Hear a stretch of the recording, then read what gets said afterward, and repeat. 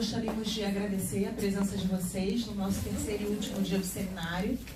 A mesa de hoje se chama Debates em torno das violências contra as mulheres e o feminicídio. Vocês acabaram de assistir a Boneca em Silêncio, da Carol Rodrigues, e quem bateu o lado, da Lívia Pérez. Eu vou chamar à mesa, por favor, Paloma Coelho, que é a nossa mediadora nos 3 dias.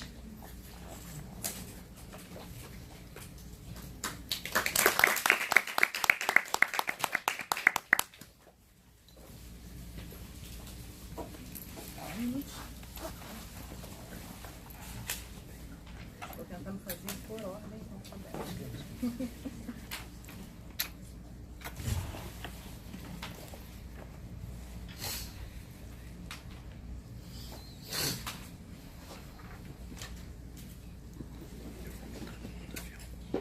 Como representante do coletivo Deixa em Paz, chamamos Manuela Arruda.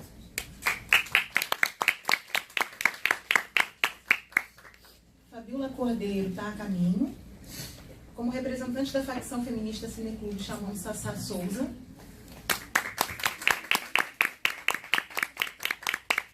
E Francine Barbosa.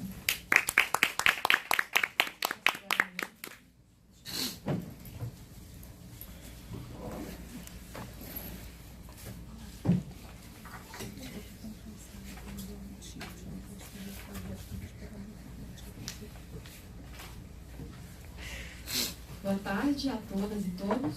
Nós vamos dar início, então, a esse último dia de seminário. A Ana já apresentou a mesa, eu vou apresentar, então, as nossas debatedoras.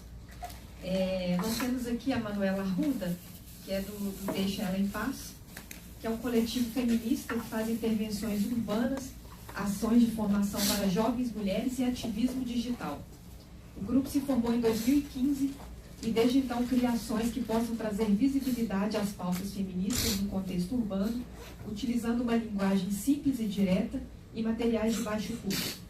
Além disso, busca incentivar mais mulheres a utilizar a rua como espaço de expressão artística e política, reconhecendo o potencial transformador da reapropriação simbólica do espaço público pelas mulheres. Suas ações abordam diversos temas que afetam as vivências das mulheres, como o enfrentamento ao machismo e a discriminação de gênero, a violência contra a mulher nas suas mais diversas formas e a liberdade e autonomia das mulheres. Temos também aqui a Fabiola, que quando ela chegar a gente apresenta, e Sassá Souza, aqui ao meu lado, da facção feminista Cineclube, que é um coletivo formado por mulheres da Baixada Fluminense, que se define como uma rede de colaboração criativa, independente e horizontal, com a intenção de exibir filmes de temática feminina, preferencialmente dirigidos por mulheres, ser espaço de formação feminista e estímulo de produção de conteúdo por mulheres.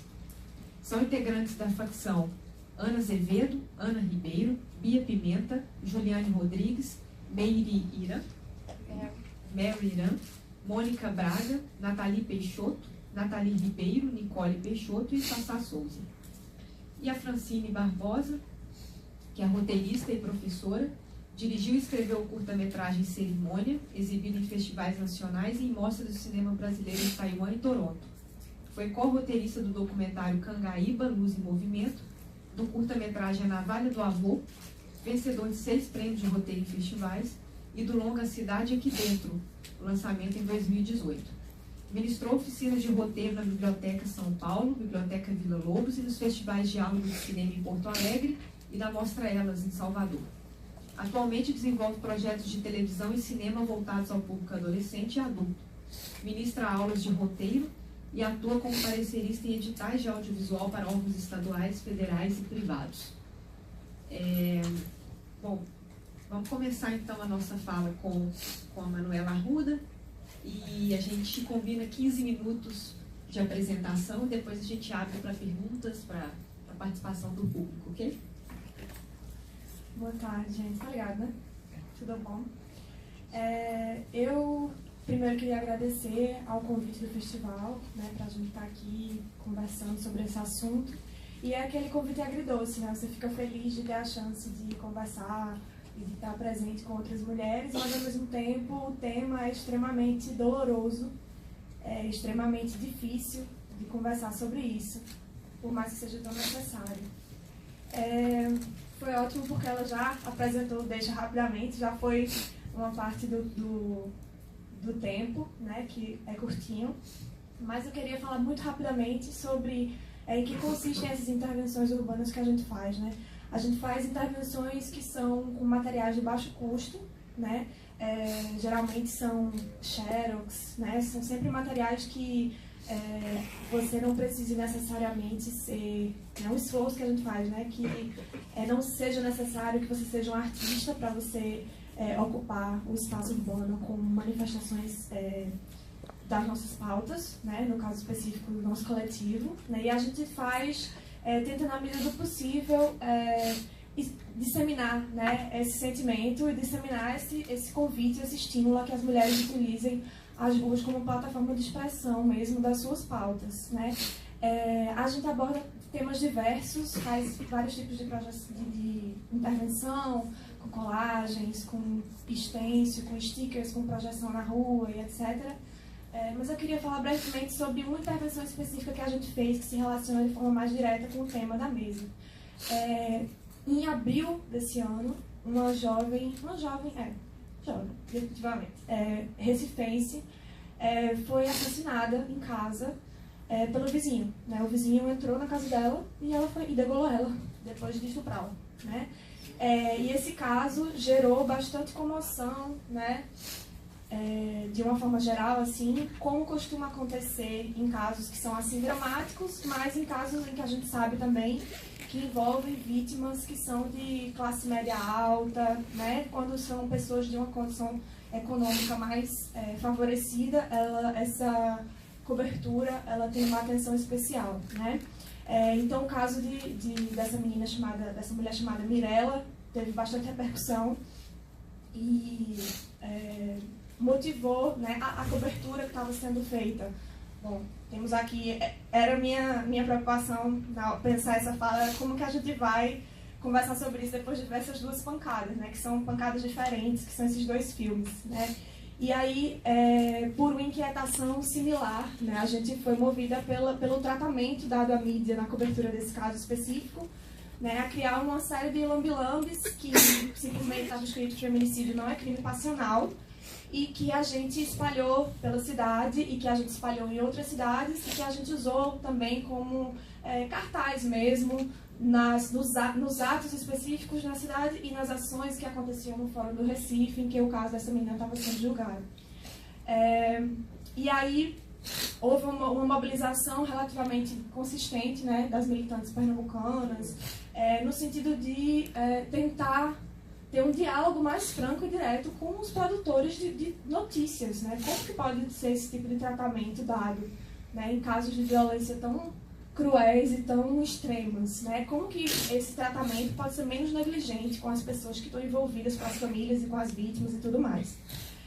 E aí a gente conseguiu não deixar em paz, mas graças a essa mobilização mais geral, a gente conseguiu...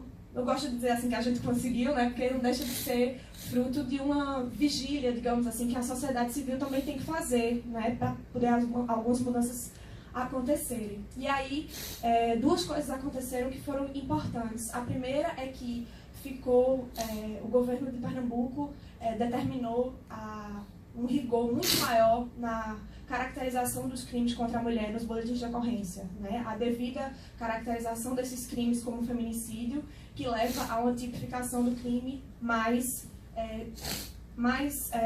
digamos assim, mais adequada à gravidade dos casos, né? Então, houve uma mobilização nesse sentido. Por outro lado, também se estabeleceu que o dia da morte dessa moça, da Mirella, passou a ser Dia de Combate ao Feminicídio em Pernambuco, né? Mas é muito... não chega, isso não é consolo, né? Se ela fala, né, o que é que seria o final feliz de Eloá, o final feliz de Mirella definitivamente não era a data da sua morte virar o dia de combate ao feminicídio, né? Definitivamente seria ela estar viva, né? Ela ter sobrevivido. E aí me lembra também outro caso recente em Recife, que teve um tratamento muito diferente, né? Também é uma intervenção que a gente está construindo ainda, né? Um projeto que está em construção, mas que é o caso de uma mulher chamada Diana. Diana não era fisioterapeuta, não morava num flat na zona sul de Recife, Ela era flanelinha e morava no centro do Recife. E ela foi assassinada pelo companheiro, que também era flanelinha e tal. E ela foi assassinada por ele, espancada até a morte por ele num estacionamento no centro da cidade. E a postura mais equivocada possível foi tomada por um dos jornais de lá, que publicou a notícia da sua morte com uma foto do seu corpo deitado no chão, de um ângulo que aparecia todo, tipo assim, por baixo da saia dela, sabe? Uma coisa extremamente humilhante. Coisa que definitivamente não aconteceria se a gente estivesse falando de Mirella, né? Apesar de serem dois casos extremamente graves, extremamente lamentáveis, é inegável e é impossível de negligenciar esse recorte que acontece de classe e de raça quando a gente fala de feminicídio no Brasil, né? E é importante também a gente não errar essas questões, por isso essa insistência da gente em dizer que feminicídio é feminicídio, feminicídio não é crime passional, né? Não amenize o que esse crime representa, e também no sentido de construir, né, uma outra cultura, né? Se a gente está vivendo um momento histórico em que não só a gente está perdendo determinados direitos, se a gente não ficar muito atento, ao invés de conquistar novos direitos enquanto mulheres, né, como mulheres, a gente precisa ficar muito atenta a que enfrentamentos é possível de ter, que estratégias a gente tem que ter quando no âmbito institucional a gente vê um retrocesso total. O âmbito institucional que eu estou falando aqui, pensando no governo, por exemplo, né?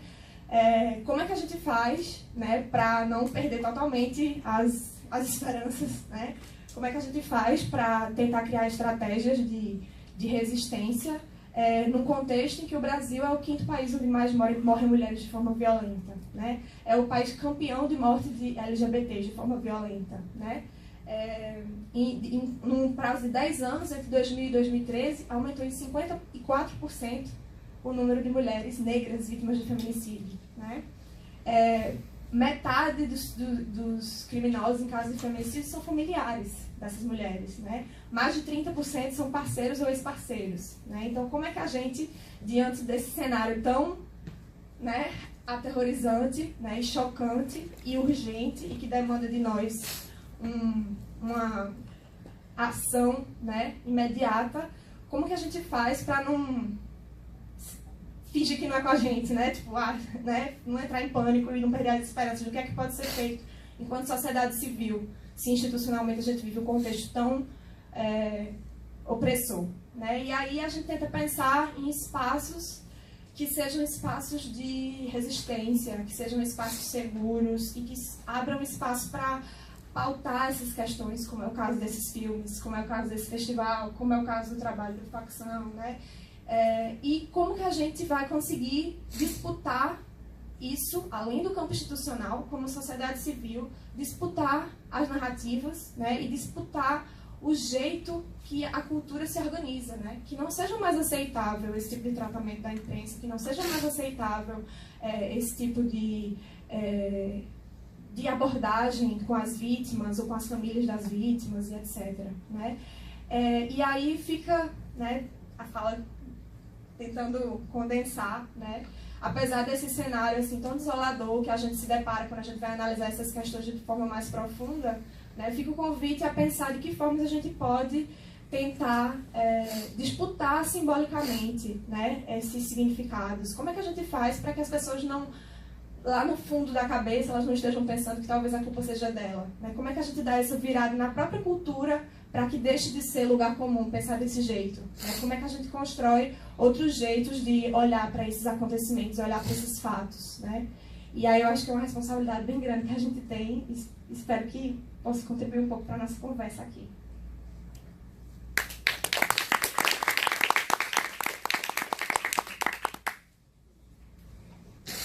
Obrigada. Vamos passar a fala agora para a Sassá Souza.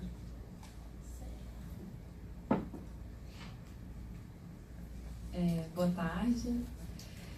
Como ela falou, né, é um assunto bem agridoce, assim, também. Eu comecei a fazer umas pesquisas, mas também eu fiquei bem abalada, até porque antes eu já tinha recebido convite, falar nisso, agradeço o convite e tudo mais, reconhecimento. Saiu o índice de vulnerabilidade juvenil à violência essa semana. E, por acaso, olhando ali o Instagram antes de dormir, aí eu vejo uma página feminista que diz que, de acordo com esse índice, que é desse ano, que saiu agora,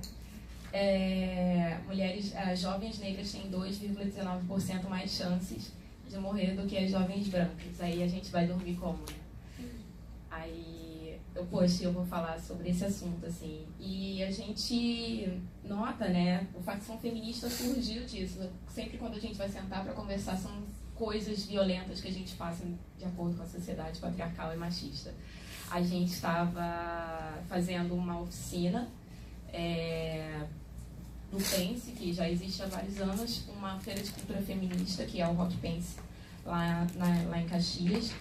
E a gente estava fazendo esse laboratório de produção cultural e com gente de diversas áreas, designers, cinemas e tudo mais. E o cineclubismo é bem forte na Baixada Fluminense.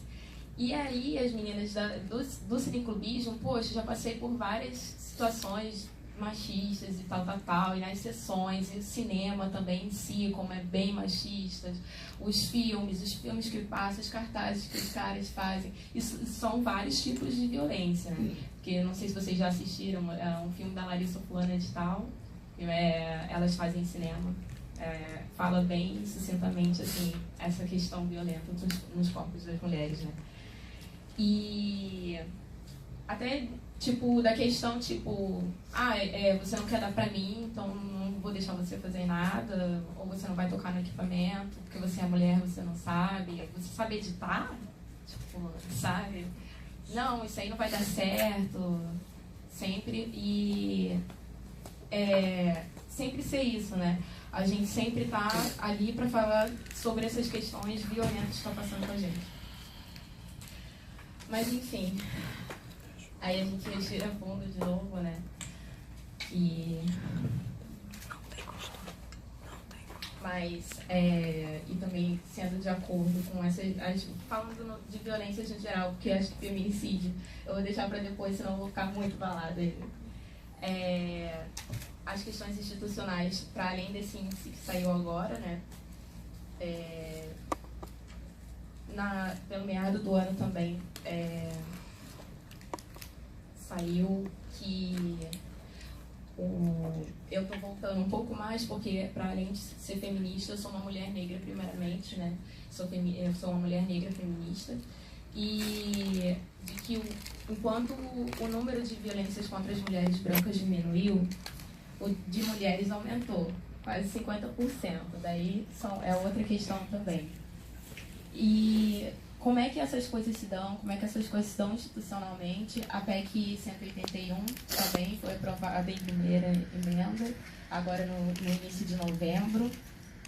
A questão da palavra feminicídio ser tirada, né? Estão querendo tirar ali da legislação.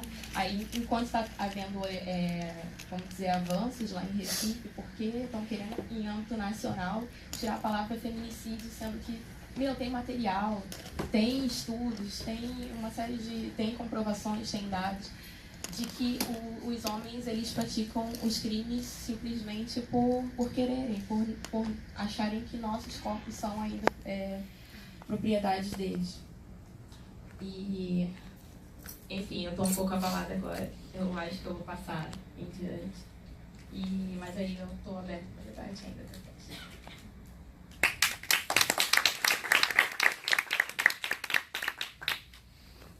Obrigada, Sassá. Nós vamos ter tempo de retomar as questões da hora do debate.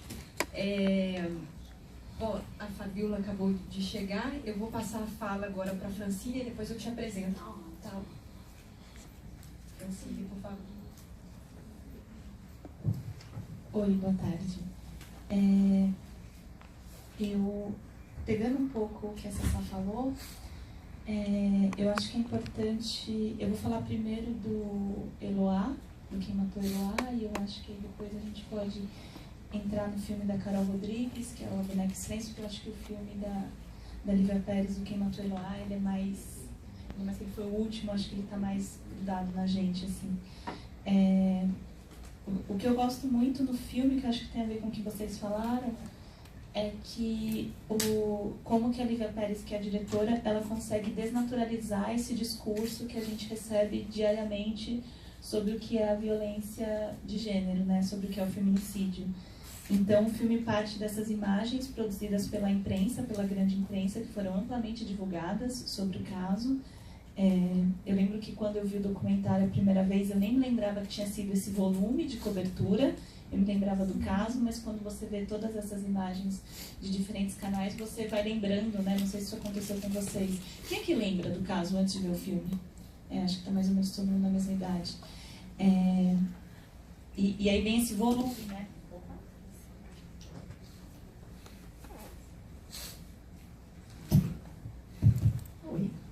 E aí vem esse volume pela edição do filme, que coloca todas essas imagens sequencialmente e dá pra gente a dimensão de como esse discurso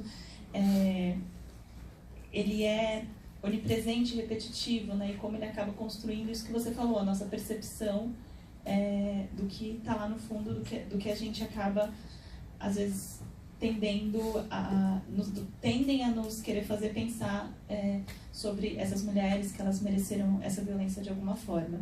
Então, o que me chama a atenção, a primeira coisa que me chama a atenção no filme da Lívia é como ela pega esse próprio discurso, né, e imerge a gente nessa quantidade de imagens e de falas de jornalistas para depois começar a desnaturalizar esse discurso. Acho que esse é o gesto mais forte do filme, né, de te colocar em frente a esse imaginário produzido pela imprensa para desnaturalizá-lo para o espectador, desconstruir esse discurso e apontar como que esse discurso é construído. Eu acho um gesto muito inteligente da diretora e roteirista, ela também é roteirista do filme.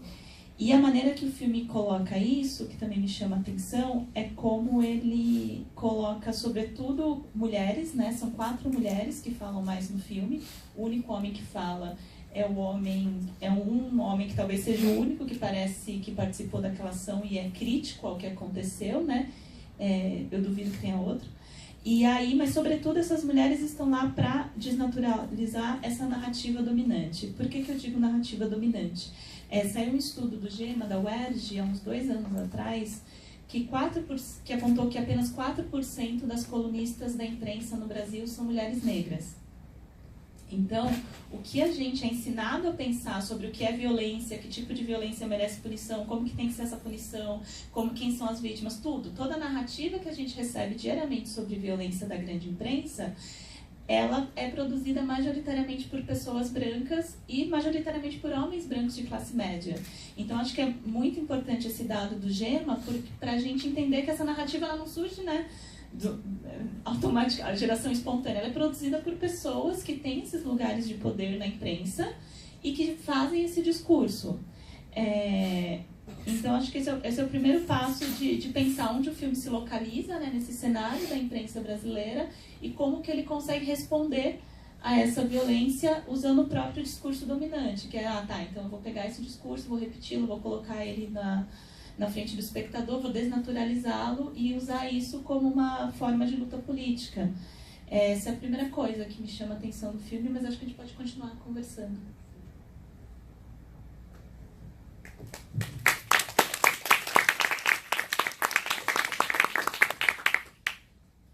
Bom, vamos passar agora a fala para a Fabíola Cordeiro, que é antropóloga, mestre em saúde coletiva e doutora em sociologia. Desde 2006 trabalha com os temas relações de gênero, sexualidades, direitos humanos e segurança pública. Tem experiência em pesquisa social qualitativa com foco em violências conjugais e em coerção e negociação sexual entre jovens. Atuou como docente em cursos de sensibilização e capacitação em relações de gênero e direitos humanos para profissionais de educação e gestores públicos. Atualmente é pesquisadora associada ao Núcleo de Estudos de Sexualidade e Gênero, da UFRJ, e investiga a situação das mulheres no sistema prisional fluminense. Obrigada. Eu gostaria primeiramente de pedir desculpas pelo atraso, pela confusão do horário, agradecer aos organizadores do Femina pelo convite. É um prazer muito grande compor essa mesa para discutir um tema de tanta relevância e que, embora venha ganhando visibilidade nos últimos anos, ele ainda continua sendo um tema muito invisível, né? em geral, a violência contra a mulher, apesar de tudo, continua sendo um tema muito invisível. Eu acho interessante falar de feminicídio.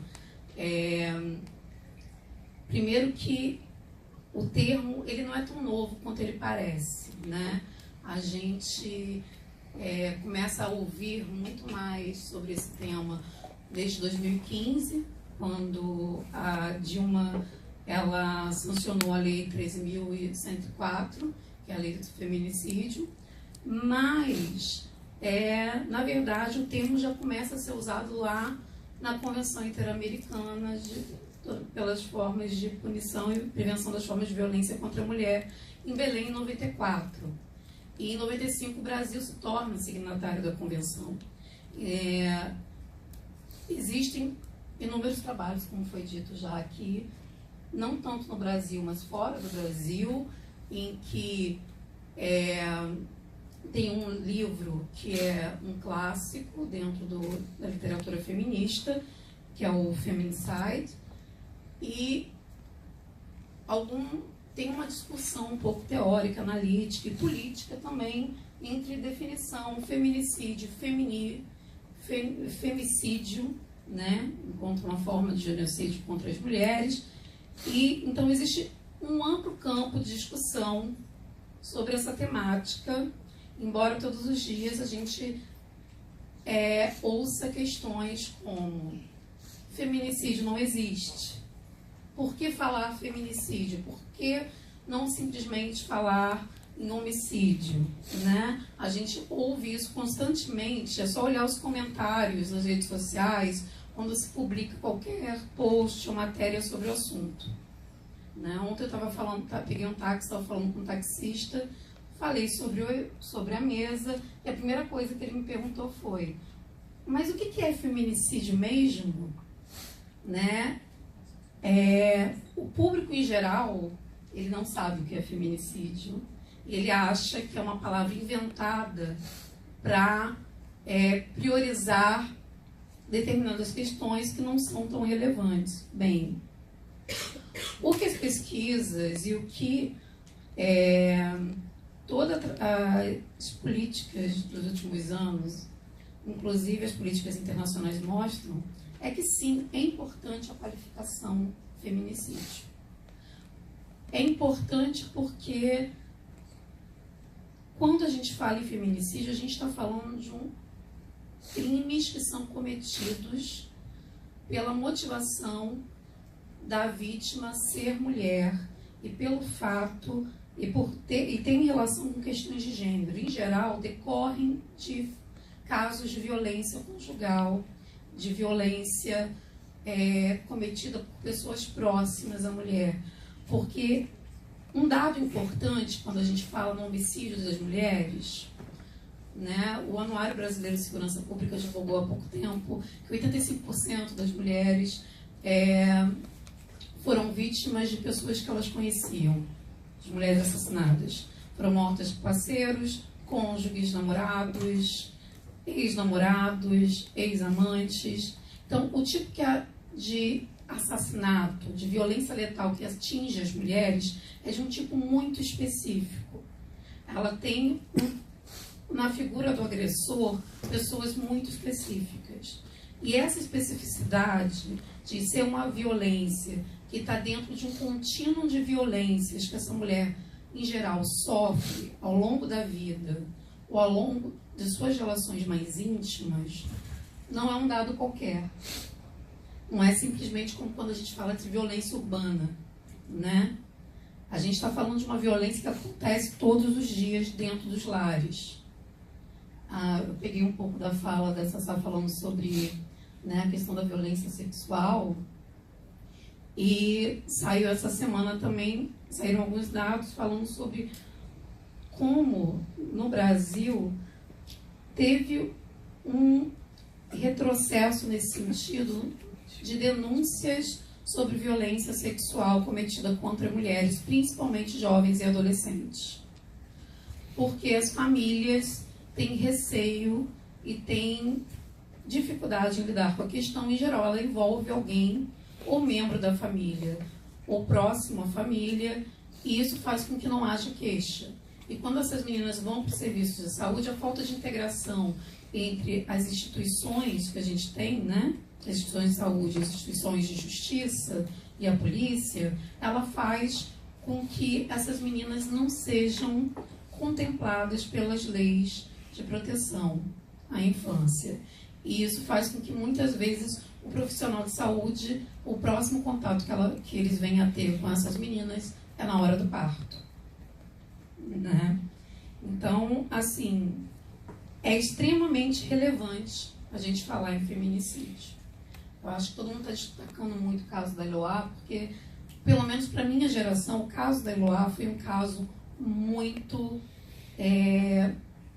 exemplar, no sentido do modo como essas coisas são corriqueiras e do modo como a mídia e a opinião pública prontamente se mobilizam a tratar casos envolvendo violência contra as mulheres, principalmente homicídio contra mulheres, como sendo casos motivados por termos relacionados ao nosso passado recente, né? Como crime passional, crime motivado por ciúmes, crime por traição. Ainda hoje que a gente tem uma lei chamada Lei do Feminicídio, dificilmente na mídia, né, é noticiado algum caso, por mais que tenham casos que tenham alcançado grande repercussão recentemente, que sejam casos que são caracterizados na mídia como feminicídio. Isso não está só na mídia, isso está dentro das nossas instituições. Embora um dos compromissos assumidos pelo governo brasileiro em 2016 tenha sido dar especial atenção a questões relacionadas à violência de gênero, sobretudo violência física e letal contra as mulheres, a gente tem uma discrepância absurda na produção desses dados. Enquanto, por exemplo, no estado de São Paulo, um levantamento do ano passado diz que pouco mais de 530 mulheres foram vítimas de feminicídio, dentre as mulheres assassinadas, não é considerando que nem todas as mulheres assassinadas são assassinadas por serem mulheres ou por questões relacionadas ao seu gênero, vulnerabilidades de gênero, como a gente diria. Em Minas Gerais, esse número é de mais de 1.830 mulheres. Como a gente explica isso?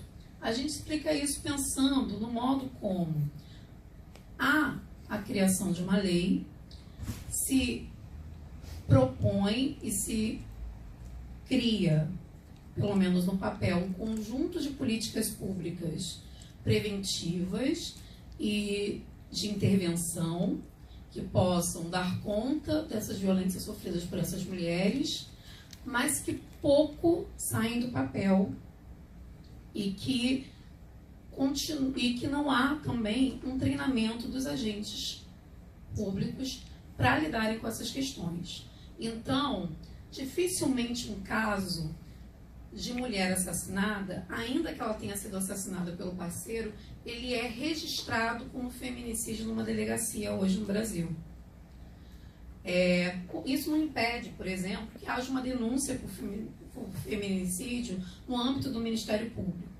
Contudo, mesmo no Ministério Público, dificilmente esses crimes são caracterizados dessa forma, e poucos dos crimes caracterizados dessa forma não são agendados, não são arquivados, né? Considerando que as pessoas que assassinam essas mulheres são pessoas conhecidas no círculo familiar, de amizades, nos bairros dessas mulheres, no círculo de trabalho, etc., é difícil entender por que, né, esses crimes são tão facilmente arquivados.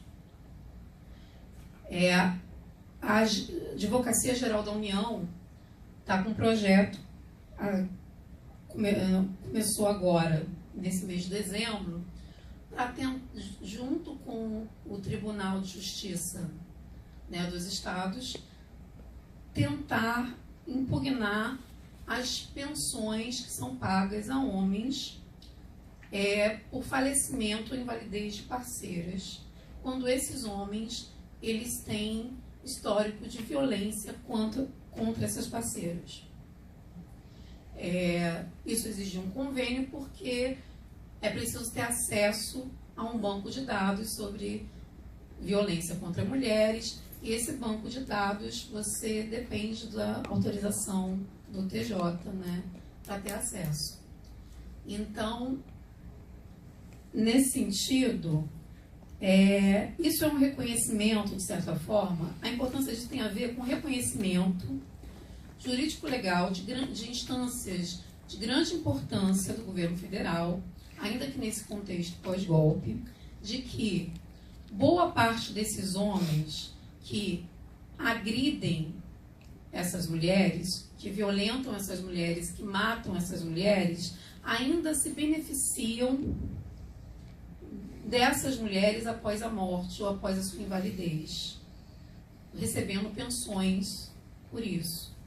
E nos casos de invalidez, né, pois eu acho que o mais icônico de todos é o da Maria da Penha, né, que deu origem à lei, muitas vezes, em geral, esses homens permanecem como os responsáveis legais por essas mulheres.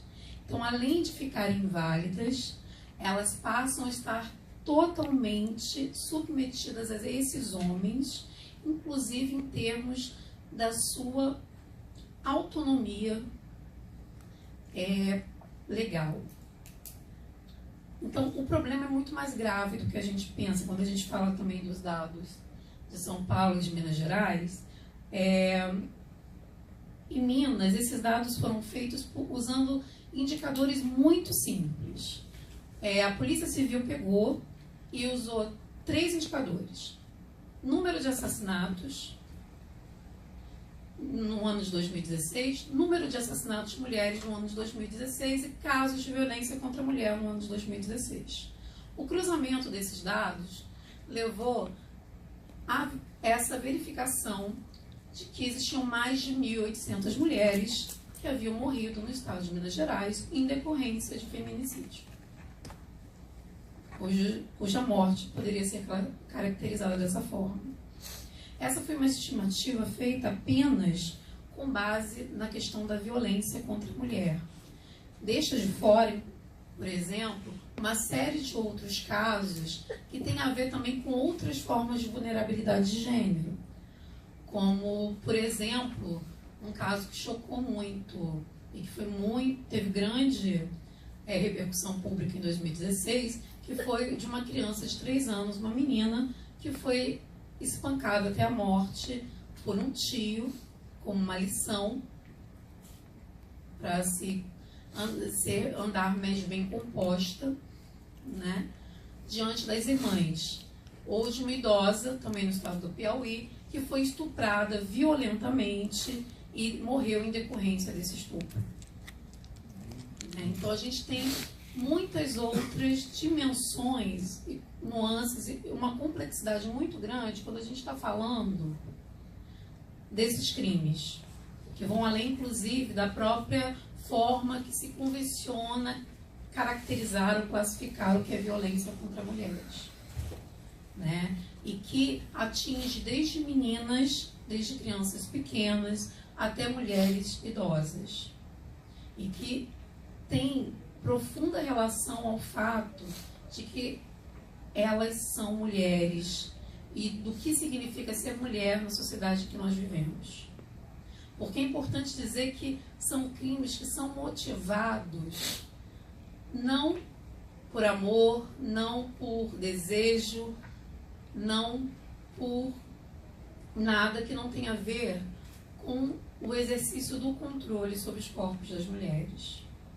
Isso, como já foi dito pelas colegas, é uma coisa muito séria, porque tem a ver com o modo como na nossa sociedade se legitima o tempo todo o controle do corpo das mulheres no espaço público e no espaço privado, né?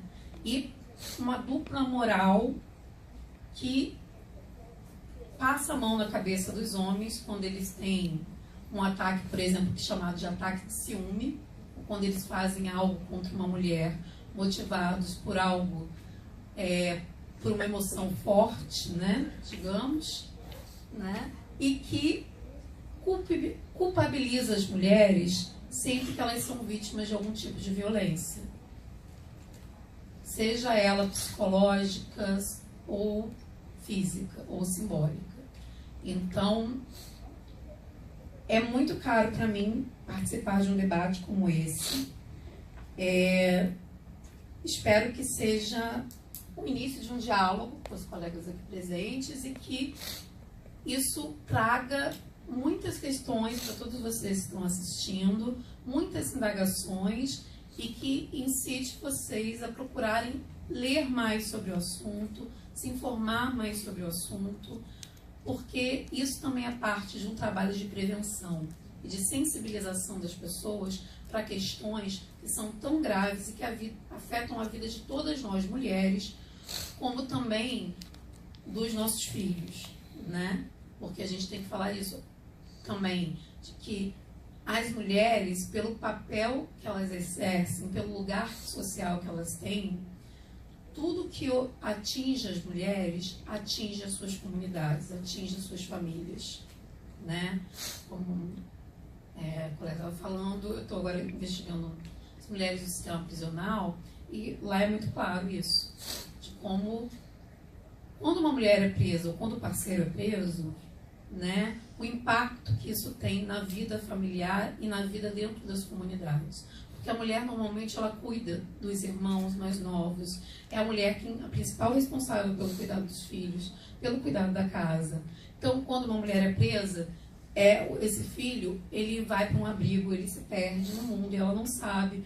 Quando o parceiro está preso, ela que ajuda ele a sobreviver na prisão. Do mesmo modo, a gente pode pensar isso como um contínuo do conjunto de exigências sociais que são extremamente violentas, que recaem sobre as mulheres da nossa sociedade. Essa exigência de que as mulheres, elas sejam as principais responsáveis pelas suas famílias e por manter o funcionamento e manter a vida social das suas comunidades. Então, já virou um clichê, mas aquela frase que foi muito marketeada já pela ONU Mulheres, de que educar uma mulher é educar o mundo, ela é extremamente, profundamente verdadeira. Proteger uma mulher é proteger o mundo, também nesse sentido, porque significa proteger famílias e comunidades inteiras. Bem, eu acho que é isso a princípio e vamos debater. Obrigada.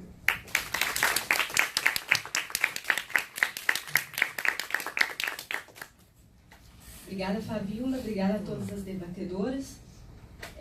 Antes de passar a palavra para o público no debate, vou fazer como a gente fez nos outros dias, assim, de colocar algumas questões para a gente dialogar aqui e abrir para as questões das pessoas também que estão assistindo. Eu estou pensando aqui, enquanto ouço vocês, e a partir dos filmes que a gente assistiu, que falar de feminicídio e de violência contra as mulheres é também falar da construção da masculinidade, né?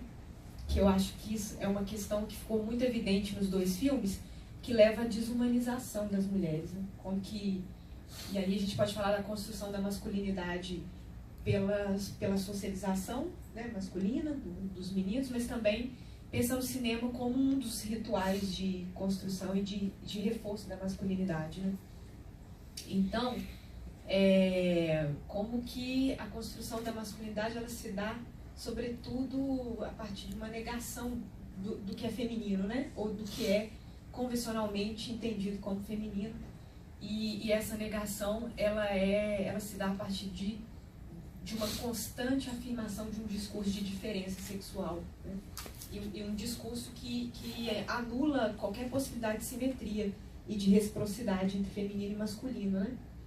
E aí, quando eu digo anular a possibilidade de uma reciprocidade, estou fazendo referência, por exemplo, ao filme Quem Matou Eloá, da desumanização que a própria mídia, a cobertura jornalística faz da Eloá, que é colocando ela como coadjuvante na história, né? E ali humanizando o Lindenberg, que e romantizando o ato criminoso dele, né? Acho que a gente pensando nesses... E na desumanização do próprio ato criminoso dele, né? E também quando a gente pensa na desumanização a partir do controle do Estado, e aí eu digo Estado, leia-se masculino, sobre o corpo feminino, como a gente viu no outro curta, né? Então, eu queria colocar essa questão da construção da diferença sexual aqui na mesa, porque alguns estudos sobre violência tentam explicar o ato violento como uma reação extrema à ameaça da manutenção dessa fantasia da masculinidade, né? Então, assim, a violência seria uma explosão, um ato extremo de um pavor da dissolução da fronteira entre feminino e masculino, né? E aí não é um medo de masculinização do feminino, mas de uma feminização do masculino, né? Porque esse apagamento das fronteiras significaria também uma desestabilização de um status quo que depende dessa diferença sexual, né? Então a gente tem uma mídia, não só o cinema, como a gente pode estender aí. Ontem nós estávamos falando sobre pornografia de vingança, né? Todos esses vídeos que tentam reafirmar essa diferença a todo momento. Então eu queria ouvir de vocês, e aí quem depois do público quiser comentar, sobre como vocês veem a construção visual dessa diferença sexual, que acaba transformando, na verdade, a diferença que já existe, mas em desigualdade, né? Aquele momento, empiricamente, né? Ela é transformada em uma desigualdade como uma justificativa para a opressão, para o exercício de um poder, de uma superioridade masculina que desencadeia a violência, né? E aí, queria ouvir de vocês um pouco, depois a gente abre para as considerações do público.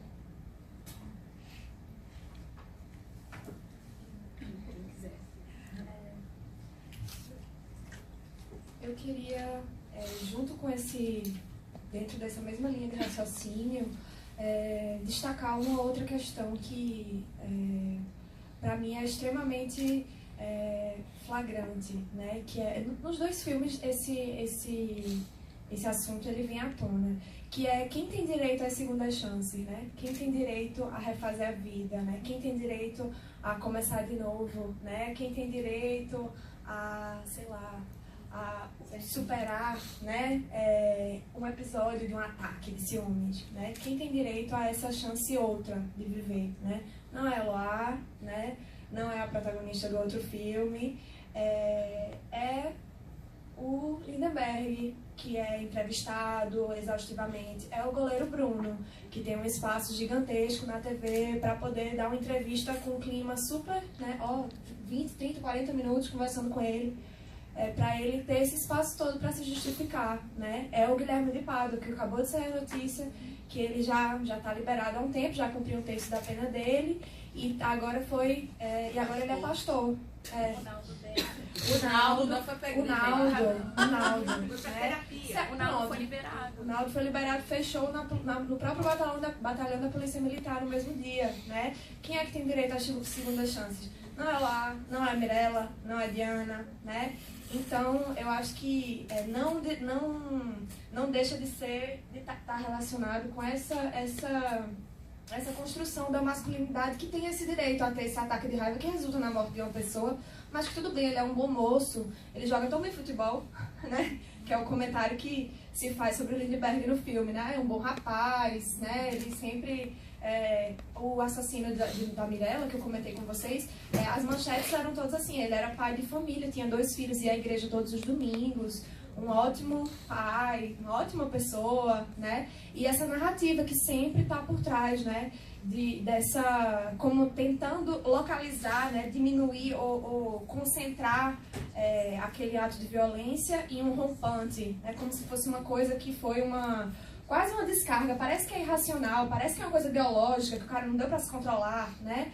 E também uma outra questão que tem a ver com esse ciclo de violência no qual muitas mulheres ficam presas, que parte tanto dessa popularização do termo feminicídio quanto a disseminação de uma consciência mais aprofundada sobre como o feminicídio ele é como se fosse o ponto mais extremo de uma cadeia de violência que passa por agressões morais, agressões psicológicas, né? Só que dificilmente as mulheres que estão vivendo as fases, digamos assim, anteriores a essa, muitas vezes elas sequer se dão conta por causa de uma romantização que existe na nossa sociedade do que é o ciúme, do que é a possessividade, né? E do próprio papel da mulher como essa figura que tem que ser a redentora, tem que ser a salvadora, tem que aguentar tudo em nome de salvar o homem que ela ama e que é imperfeito, mas que a partir do amor dela, quem sabe, ele vai, né?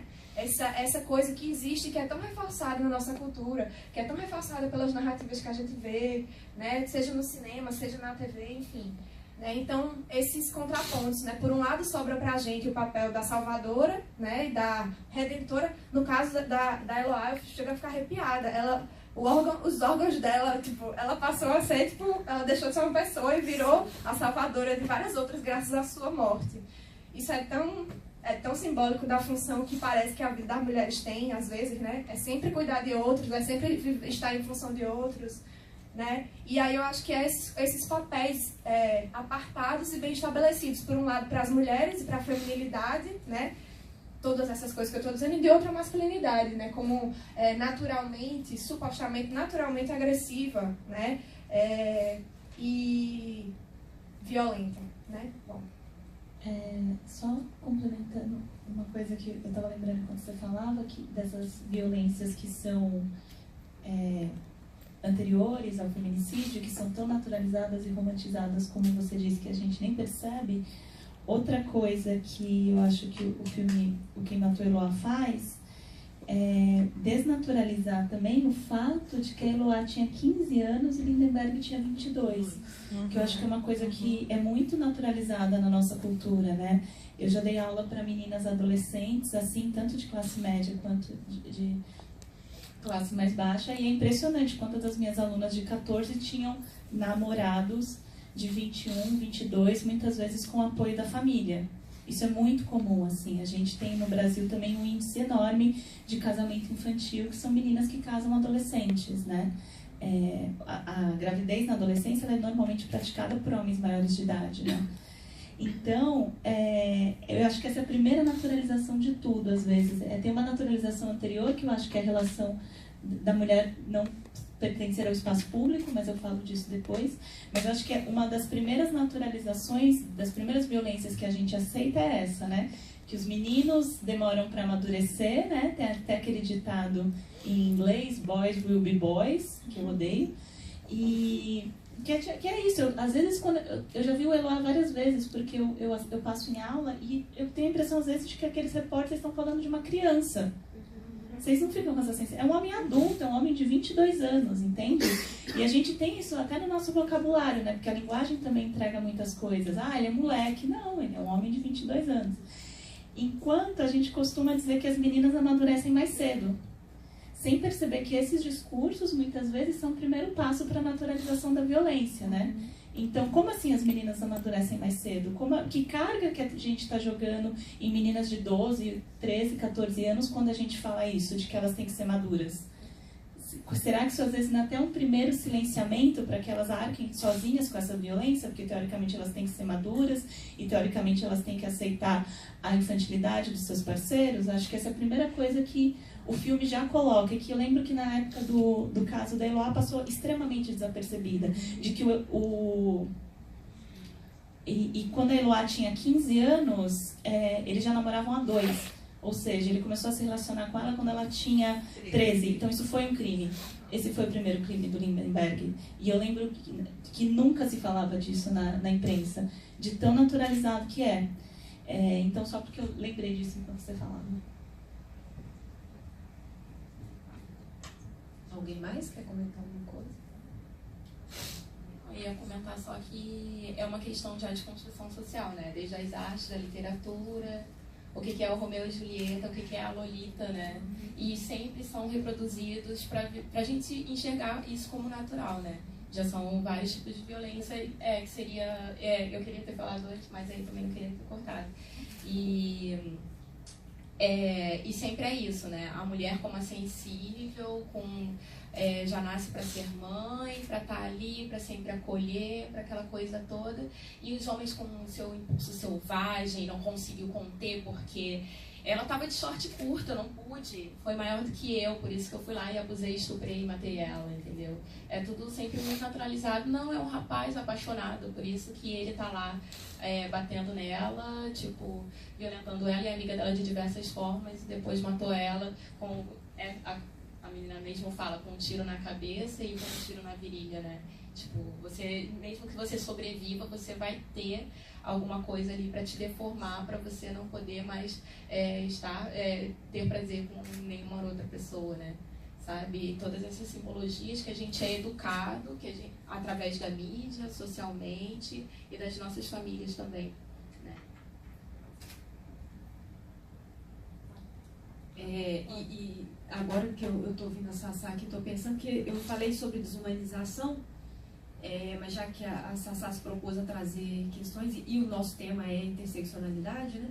Vale lembrar que essa desumanização, se ela é construída para todas as mulheres, aí ela vai não atinge as mulheres da mesma forma, né?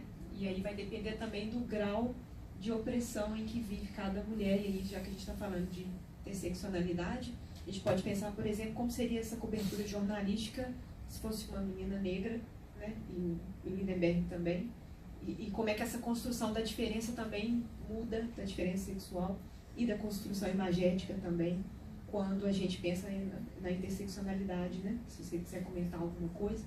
E aí a gente também pode abrir aqui para o debate agora.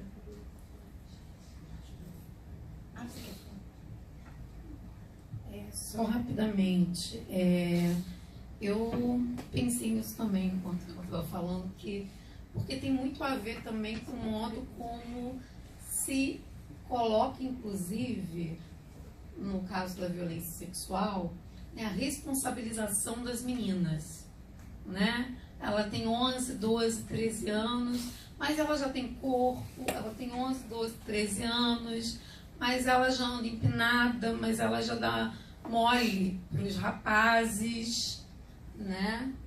Tudo isso meio que é como se fossem licenças que são criadas para que essas meninas sejam tratadas como mulheres adultas, né? E para que se justifique isso. E aí quando tem casos como dessa senhora idosa que eu falei no Piauí, em junho do ano passado, que foi estuprada, né? A gente tem que lembrar as pessoas que o estupro existe muito antes de existir minissaia, de existir shortinho, de existir top, muito antes das meninas sequer poderem sair de casa, né? E que a principal motivação do estupro não é o sexo. A principal motivação do estupro, como vários estudos apontam, é o exercício do poder, é o controle, a dominação. O que está em jogo ali não é prazer sexual. O que está em jogo ali é mostrar para aquela mulher que sim, se ele quiser, ela vai ter que submeter ao desejo dele. Porque ela é uma mulher. E quando a gente fala isso, às vezes as pessoas questionam, etc. Mas se perde muito a dimensão disso, de que ser mulher no mundo em que a gente vive já é uma situação de vulnerabilidade. E aí tem a questão das interseccionalidades, né? Porque ser mulher de classe média, classe alta, branca é uma coisa, estar exposta a determinados tipos de vulnerabilidade. Ser mulher pobre, estas brancas, está exposto a outros tipos de vulnerabilidade. E ser negra, mulher preta ou branca, está exposto a outros tipos de vulnerabilidade. A gente meio que tem uma acumulação, né, de vulnerabilidades em geral. Em geral, a gente tem o gênero que se soma à cor, que se soma à classe. E tudo isso constrói um contexto extremamente favorável para que essa mulher ela esteja vulnerável às mais variadas violências, né? Ao mesmo tempo, em variados contextos esses mesmos indicadores abrem espaços para maior ou menor licenciosidade em relação aos autores de violência, né? Que é aquilo que você falou sobre como e se ele não for, e se ele fosse negro, e se a Eloá fosse negra, né?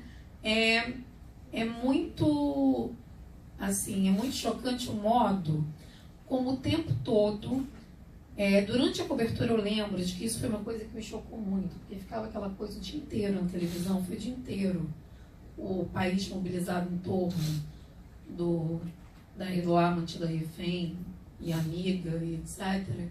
E como o discurso o tempo todo era de tentar convencer o rapaz a não estragar a vida dele por causa da Eloá.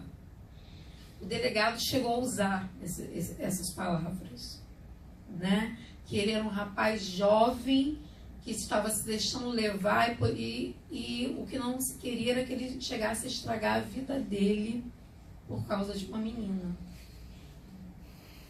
né? Então, em nenhum momento houve solidariedade dos agentes de segurança que estavam ali, da mídia, em relação a Eloá, né? Não houve, em nenhum momento se fala, é só uma menina de 15 anos que está ali sob a mira de uma arma. São duas meninas de 15 anos que estão ali, Deus sabe o que ele está fazendo com elas, né? Podem estar sendo violentadas, torturadas, além de estarem sendo mantidas em cárcere privado. É um rapaz de 20 anos enlouquecido com uma arma na mão que a qualquer minuto pode agir.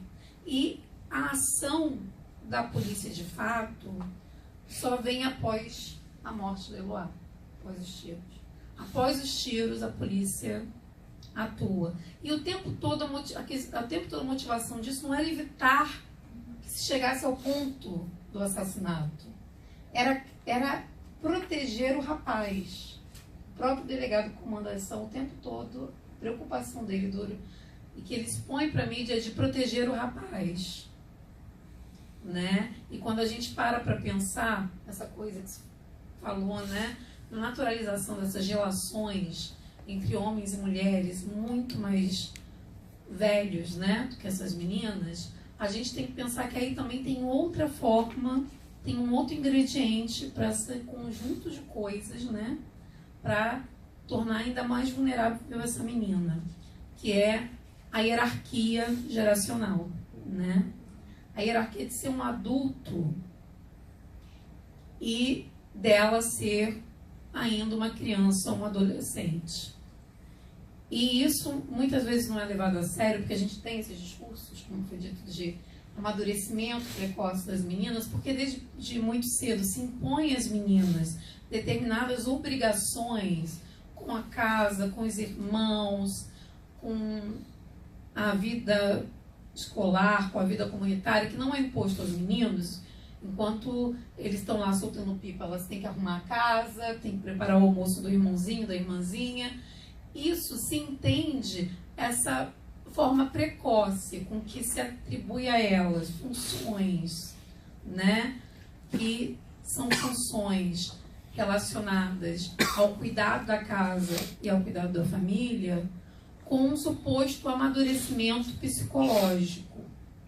E, inclusive, o desenvolvimento, né, fisiológico das meninas, a forma de desenvolvimento fisiológico das meninas, também é relacionado a esse suposto amadurecimento, né? Como se emocionalmente essas meninas, a partir do momento em que elas passam a menstruar, têm seios, têm corpo e passam a cuidar da casa e dos irmãos, elas se tornassem mulheres tão responsáveis e tão amadurecidas como as adultas. E os meninos, porque ficam soltando pipa na rua, não têm maturidade qualquer. Mesmo que eles tenham 20 anos, já trabalhem, já tenham até filhos e sustentem uma casa. Né? A eles é permitido ser imaturo para sempre, né? Viver uma eterna imaturidade.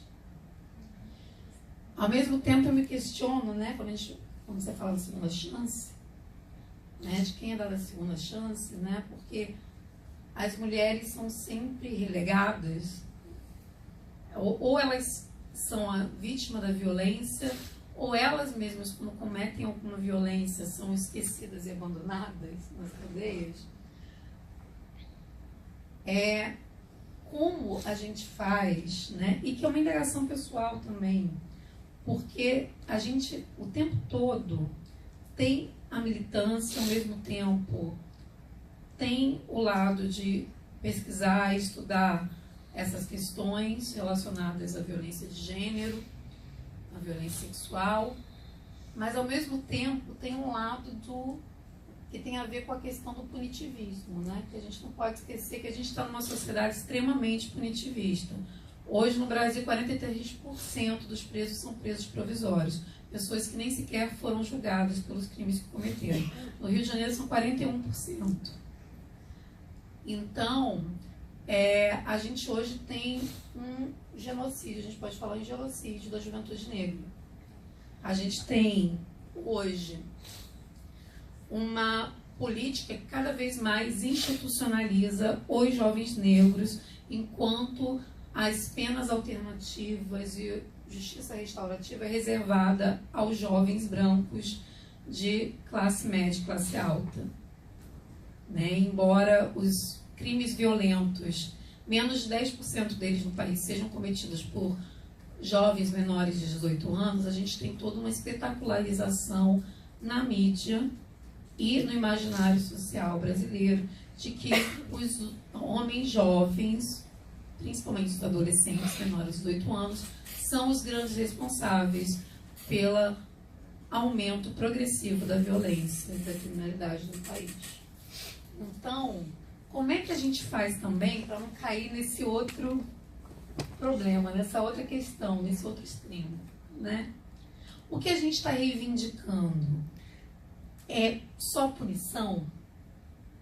É isso que vai resolver o nosso problema, né?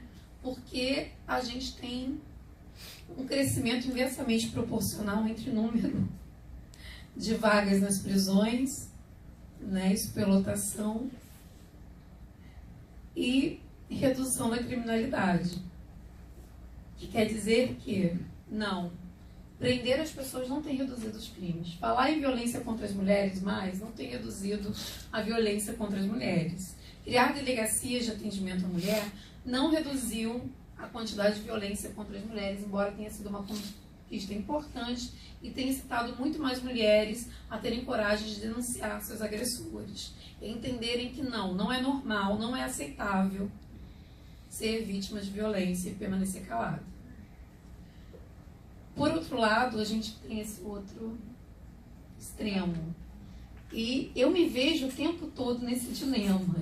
Então, assim, para mim seria muito importante ouvir outras pessoas que tenham tanto interesse, estejam tão engajadas no tema quanto eu, falar sobre isso. Eu não conheço os dados, mas eu não tenho certeza se tantas denúncias de feminicídio resultam em prisão. Porque claro que a gente tem a questão prisional no Brasil, que é super importante, esse número de 43% de presos provisórios é absurdo, mas eu confesso que eu não tenho pormenorizado essa estatística de quantos feminicídios ou tentativas de feminicídio resultam em prisão de alguma maneira. Tendo a desconfiar, baseada até no fato de que a maioria dos municípios nem tem delegacia da mulher, e quando tem, ela funciona de segunda a sexta e não abre de finais de semana, de que talvez esse número seria muito baixo. Então eu tenho um pouco de cautela de colocar essas questões tão juntas, porque eu acho que talvez o crime de feminicídio seja ainda subdenunciado. É uma pergunta, na verdade. Ai, desculpa. Não é... Desculpa, eu só queria pontuar isso. Não, eu só queria eu não queria te interromper, eu só queria dizer que foi uma pergunta mesmo. Entendeu? Não foi uma afirmação, foi uma pergunta. foi meio que uma provocação para todas nós, né? Se o que a gente quer, o quê? A gente quer punição? Essa é a pergunta. Gente, vamos abrir agora para o debate. A gente faz uma rodada de 3 perguntas e depois a gente passa a fala para as debatedoras. Quem vai ser primeira? Acho que ela pode falar. Acho que a moça está pedindo para Quem que ia contar? Eu falei plateia, porque eu escutar a plateia. No momento não foi nenhuma pergunta. Obrigada.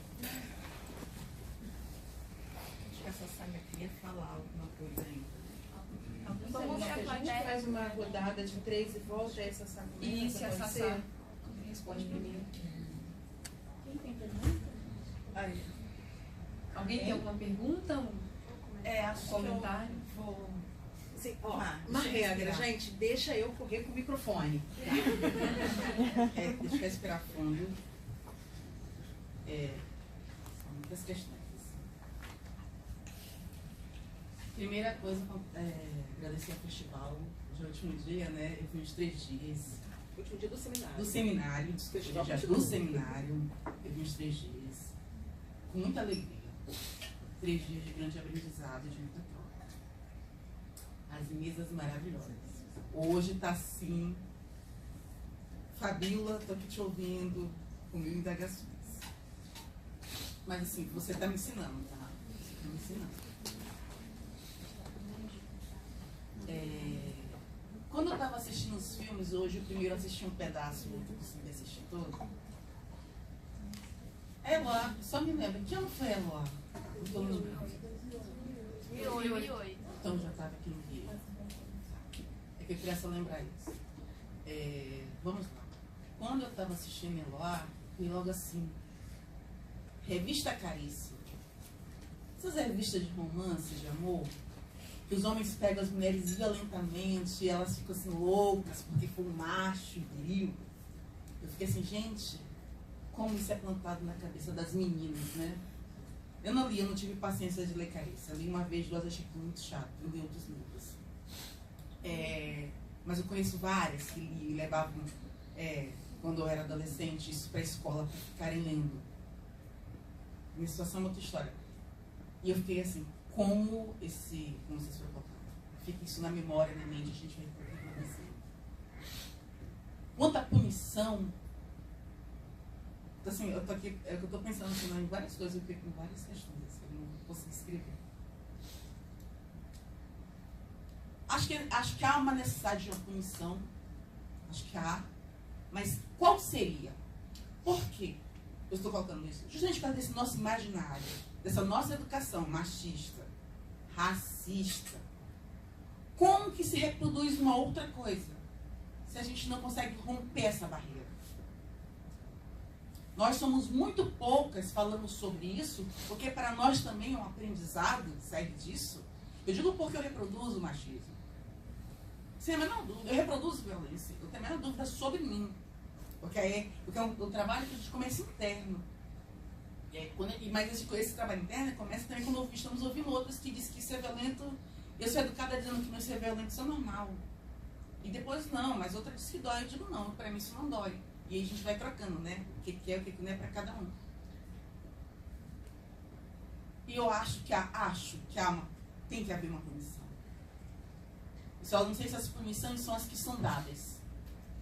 Tá? E aí eu não tenho muita resposta. Mas por que eu estou falando isso? Porque meus alunos, agora eu não estou dando aula, são homens. Muitos deles são homens. E eu sou professora de sociologia. E quando eu estava dando aula para eles, esse ano foi muito emblemático. E é uma aula que eu sempre dou, porque essa aula só dá aula disso. Religião, questões raciais. E minha primeira aula é sempre socialização. Sempre. Porque eu sou da opinião que a primeira aula, que é o que muitos professores pulam de sociologia, eles falam, socialização é besteira. Vai para a cultura, vai não sei o quê. E eu volto, eu digo, eu acho que é a aula principal, fundamental. Porque ela é a base. Para a gente começar a compreender todas as outras relações.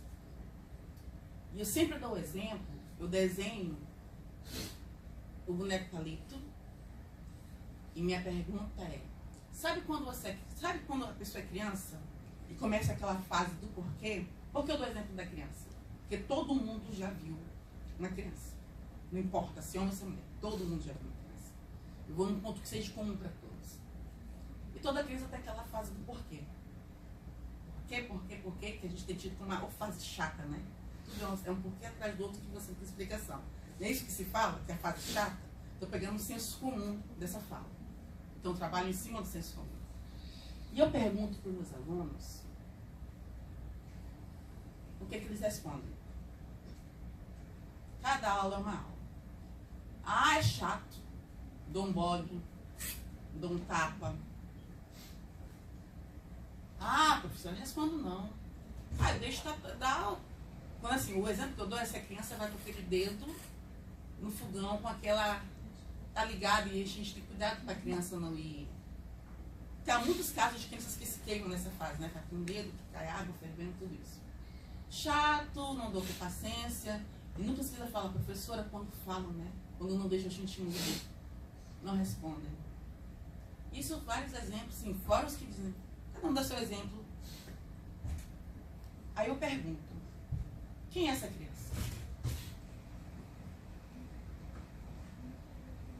Que essa mudez de aula, né? Porque a gente sempre acha que é outro, né? A gente nunca acha que é a gente.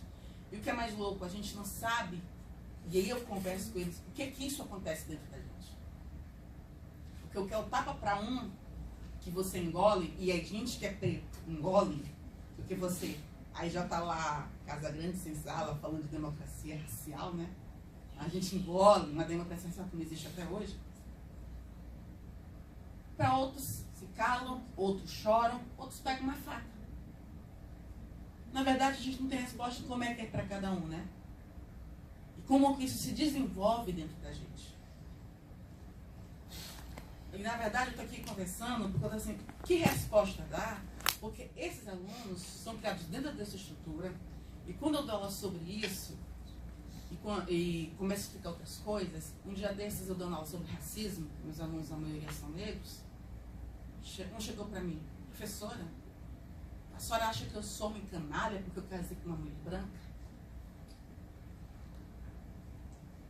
Porque, assim, na verdade, eles são perguntas, são as perguntas que não sabemos ou que não fizemos, são as perguntas que também estamos aprendendo.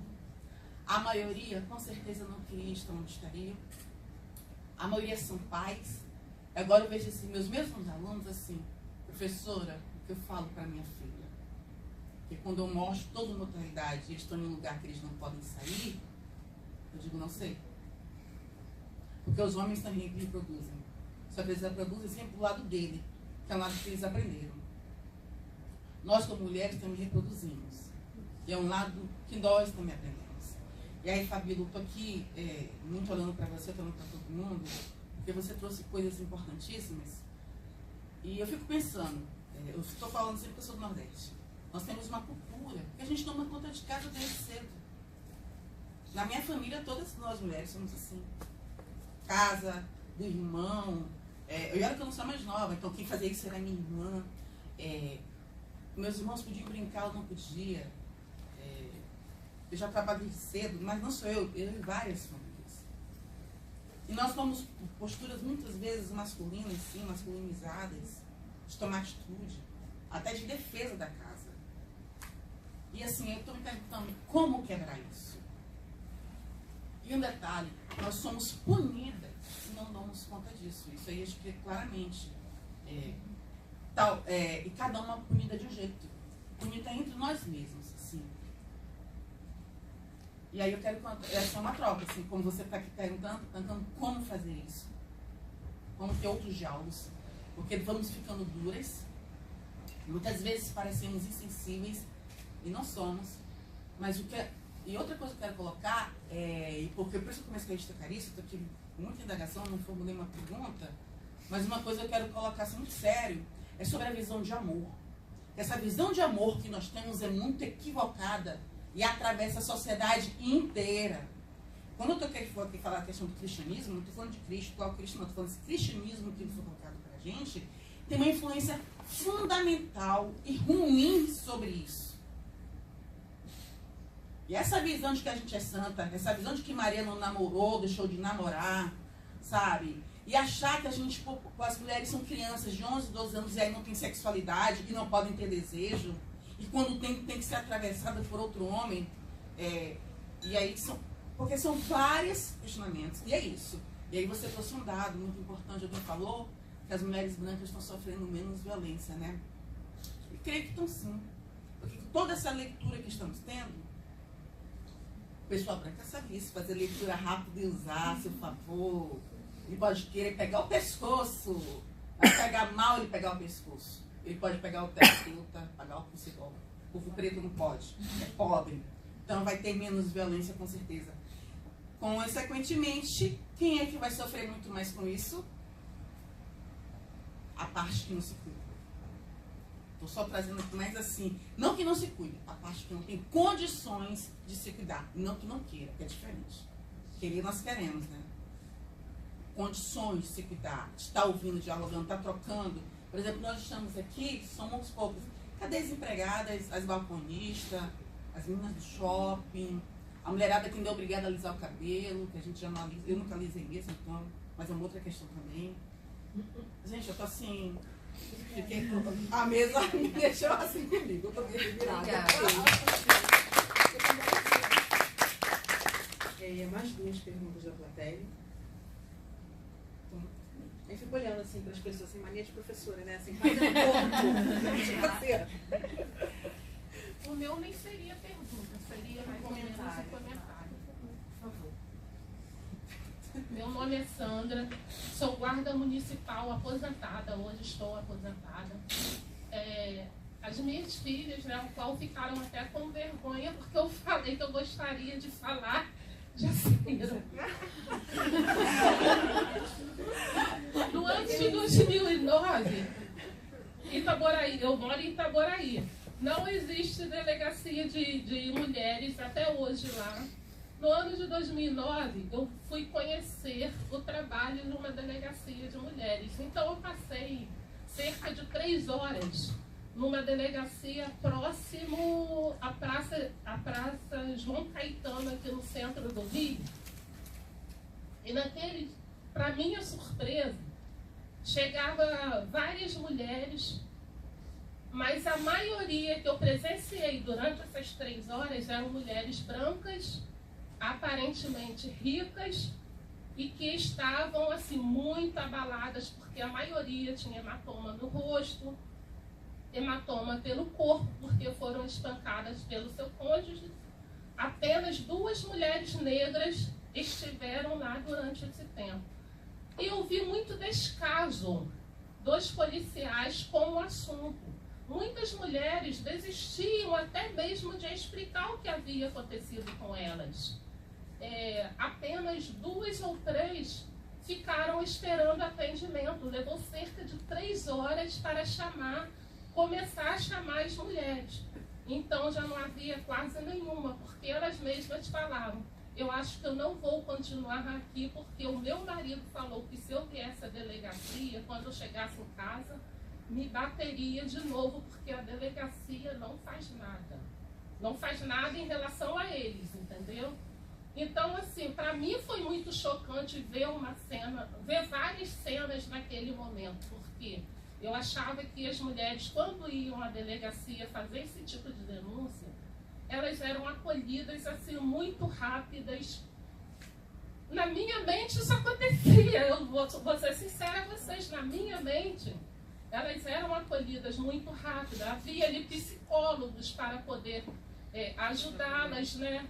Ajudá-las, e no entanto não foi isso que eu vi. Então eu voltei para casa muito frustrada. Embora eu tenha um marido maravilhoso, eu nunca sofri violência não. Foi assim, eu quis viver essa experiência mesmo, ver como funcionava o trabalho, entendeu?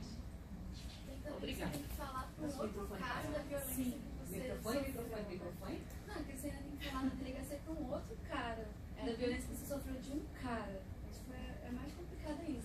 Porque deveria ser mulheres para atender. Já tem que pensar, já foi uma mulher branca, aí ela tem que... Como ela vai? Aí se eu preta, com roupa apertada, chego na delegacia e o cara vai falar: sua roupa, desse jeito que você tá, vai tentar justificar de alguma forma. Aí chegar uma mulher mais arrumada, já vai ser diferente. Já de explicar para um homem, essa situação já é uma violência. para não acontecer. Mais alguma pergunta antes de voltar para a mesa?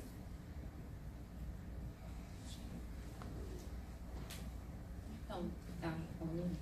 No dia 8 de novembro desse ano, que estava sendo votada a PEC 181, eram 19 parlamentares e só um era mulher e foi a única que votou contra. Os outros todos eram homens e votaram a favor. Já diz tudo, né? E que foi, né? Aí teve as manifestações contra os 18. Isso já diz muito. Ou seja, quem está lá decidindo as políticas públicas, a decisão sobre os nossos corpos, não são quem está mais sofrendo as violências. A mesma coisa para a população negra. Não são as pessoas negras que estão decidindo as políticas públicas para as pessoas negras que pensam, que sofrem as violências. Não são, são majoritariamente, são os homens brancos que estão decidindo tudo. Que nunca colocaram o pé numa escola pública, que estão decidindo a educação, que nunca usaram um hospital público, que estão decidindo a questão de saúde. São essas pessoas, é por isso que acontece. E na questão da resposta ao seu questionamento, eu não sou ninguém para dizer nada também a respeito disso. E eu também sei dos meus privilégios, eu sei que as mulheres mais retintas do que eu também passam por outras questões, eu sei que eu estou ainda dentro de uma padronagem de corpo e de tudo mais, tive acesso à universidade pública, tive acesso à universidade particular, tive acesso a escolas, entendeu? Mas assim, é a educação. Porque tudo que a gente falou aqui, como você falou mesmo a frase da ONU Mulheres, educar uma mulher é educar o mundo. Porque tudo que você falou, o modo como a gente é educado em casa, o modo como a gente é educado na escola, o modo como a gente é educado na mídia, que faz a gente pensar dessa forma, que a gente tem que estar ali sempre para receber essas violências ou para acolher esses caras que nos bateram e tudo mais, né? Então, é a educação, só que isso aí é uma medida a longo prazo, não vai ser agora. Eu sou super a favor, ando assim com canivete na bolsa, alguma coisa assim, sabe? Vai sair com alguém assim, ó, vai sair com um cara assim, bota ali na cabeceirinha aqui, esse aqui é meu canivete, eu faço isso. Entendeu? Vai fazer alguma coisa, nem falo nada, só bota ali do meu lado. Entendeu?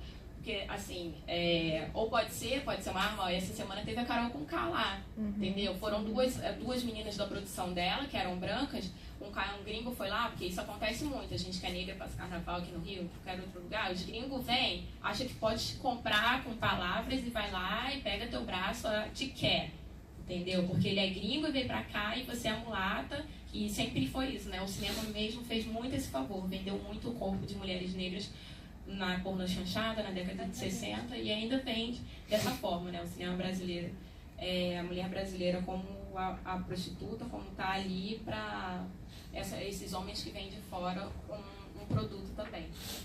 Mas vocês também estavam falando da questão da delegacia da mulher. Eu, em 2009, eu sofri agressão em casa do meu pai. Eu trabalhava de recepcionista e ele me espancou também. Fiquei com olho roxo, um monte de hematoma. E eu fugi de casa pulando o muro, eu torci os 2 pés. Fiquei 2 dias sem trabalhar, no terceiro eu fui.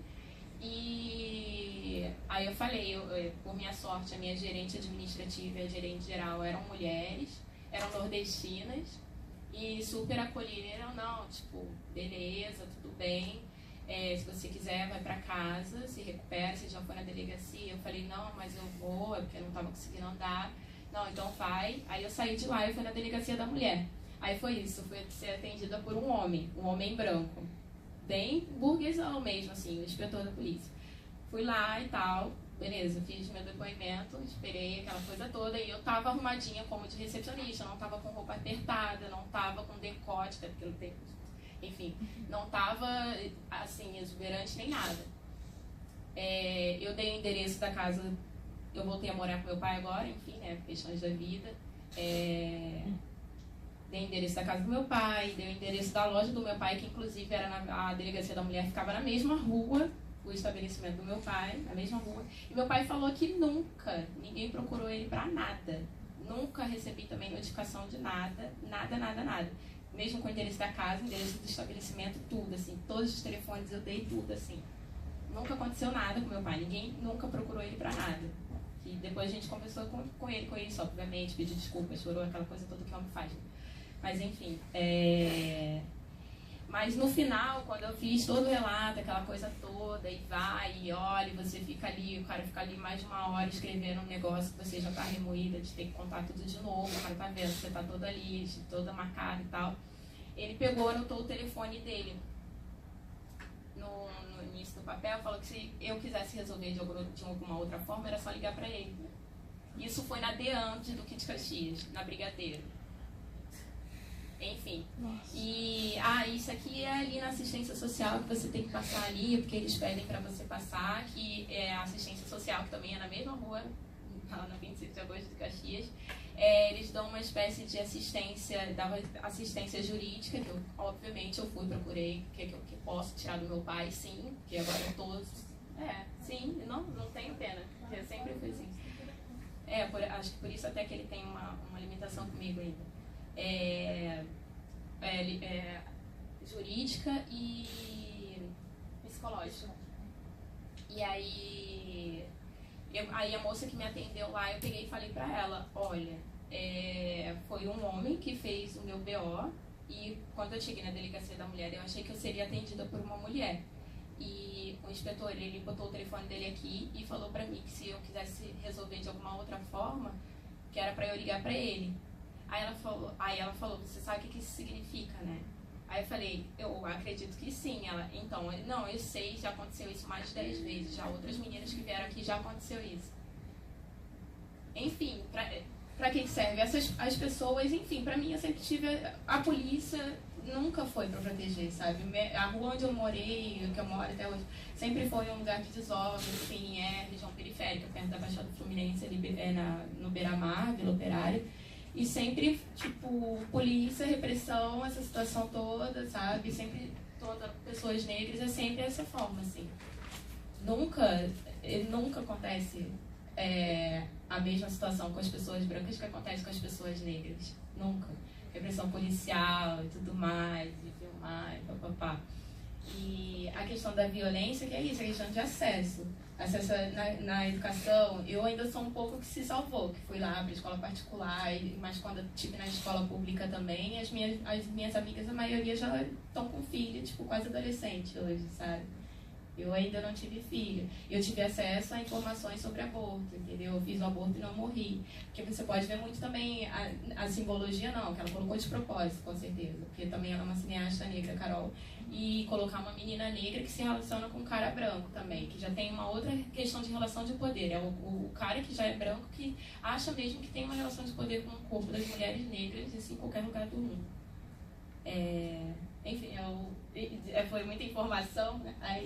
Mas isso foi um pouco do que eu pensei, assim, de acordo até agora. Mas é isso, quanto menos acesso a esses métodos de educação que a gente tem, acesso à mídia também poderia ser, que foi o que a Carol Conká fez. Olha só, eu tô aqui, a gente está aqui num hotel super chique, e mesmo assim vem esses gringos, passa a mão, e eles não fizeram nada. E as outras pessoas que estavam na volta também não fizeram nada, só ficaram olhando. Eu tive que vir aqui, fazer um barraco, fazer a louca e meter a mão na cara dele. Que é assim, a gente tem que fazer a louca.